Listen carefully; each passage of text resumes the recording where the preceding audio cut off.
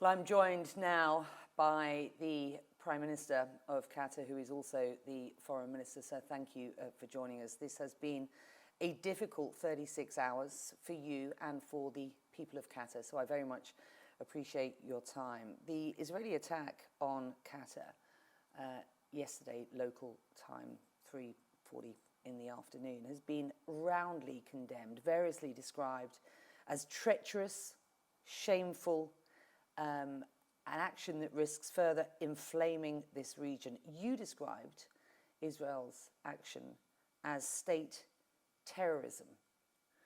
What do you make of the timing of the attack? Well, look, first of all, Becky, I think that if we look at the pattern of Netanyahu's action since the war started after October 7th, it's been like in a very systematic way trying to undermine any chance of stability, any chance of peace, and any chance of retrieving his own hostages. And these attempts, like we witnessed them in many occasions throughout the negotiations. Now, when we reached to a very critical moment that he claims that, according to his intelligence, which is something like very publicly known for everyone, that I was meeting with the leadership of Hamas. Hamas leadership are discussing, the negotiation team are discussing the proposal of President Trump during that time. This was Monday, this week. Actually, everything about the meeting is very well known for the Israelis and for the Americans. And this is nothing. It's not something that we are hiding, or as some marginal people are saying, harboring or whatever. We have to go back to the origins. Now, the attack that happened on Qatar territory, it's happened on our sovereignty. This is number one. Number two, Qatar is a mediator that's been mediating many conflicts. Qatar, when Hamas office was established, was done with coordination, request by the Americans, by the Israelis. They've been using it as a communication channel for them, for Gaza, for all those years. And I'm sorry here, any Israeli politician who today is trying to, to portray himself that he's away from this happened under Netanyahu's government, under Bennett government, under Lapid government, under Netanyahu's government again. Any agency says that no, they are not involved, it's not true. Mossad, Shabak, and the Ministry of Defense were involved in that. So there is no justification that this is considered harboring terrorism or whatever. These reckless claims. Now, does that justify for Netanyahu to come and attack a sovereign nation that hosts a negotiation that discussing a paper that's submitted by the United States? It's not only an undermining for our sovereignty and infringing our sovereignty. It's undermining for the entire negotiation. It's undermining for the U.S. effort. This is the country that's host the CENTCOM. How come we never thought that even there is like a very minimum level of manners and ethics? This has crossed it. I mean, honestly, I have no words to express how outraged we are from such an action. If you could describe it in one word, what would that be? This is state terror. That's what I call it. Do you feel betrayed? We are betrayed, yeah. By the US?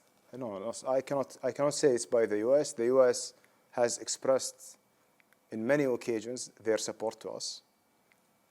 The US, the president, right after the attack, he spoke with His Highness the Emir, and he was very clear that this is unacceptable, and he's not agreeing with such a thing, and he was never informed about it.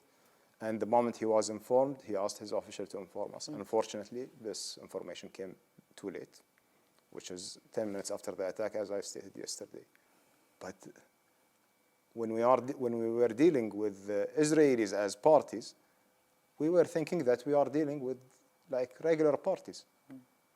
But Netanyahu, he has no limits.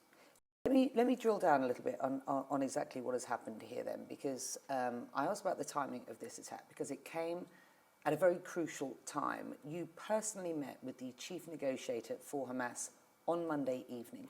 You pressed Khalil al-Khaya to get Hamas to respond positively to the latest US initiative for a ceasefire and a hostage deal.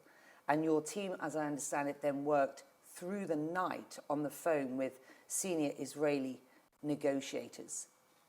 And by Tuesday evening, you were expecting to get a response from Hamas. The Qatari negotiation team would have been together with the Hamas negotiation team, and you're expecting to get a response. Let me ask you, do you believe that response would have been an agreement had this attack not happened an hour and a half before that meeting was supposed to take place? I cannot predict, but what I know that as the meeting that took place with me, between me and the negotiation team from Hamas, I was very clear that if there is no positive response on this, I think we are going to run out of chances.